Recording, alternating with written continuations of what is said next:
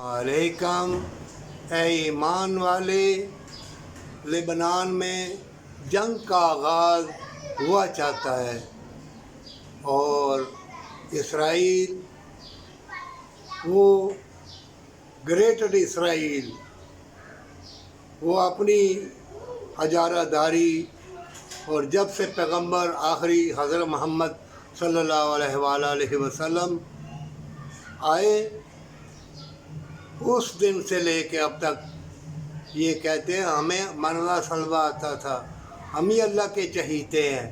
मोमिन वो बातें सारी बात की, अब की बार तैयार हो जा, दौलत को बांट दे, गली गली फैल जा, मजबूर को यतीम को मालो दो ज़र दे। जन्नत के लिए जो भूखा मरेगा, जो तकलीफ़ में अपना लिबास उतारेगा, जो तुम्हारे बेईमानी की कमाई, ज़ख़ीरा अंदोज़ी की मिलावट वाली चीज़ों और स्प्रे कर कर के जो तुम खिलाते हो ना, जो भी को बीमार होगा क़यामत के रोज़ तुम्हें हिसाब देना पड़ेगा। दुनिया में भी तुम्हारा हिसाब होगा। इससे पहले बदी का अंजाम बदी के ऊपर ख़त्म और नेकी हमेशा की जन्नत।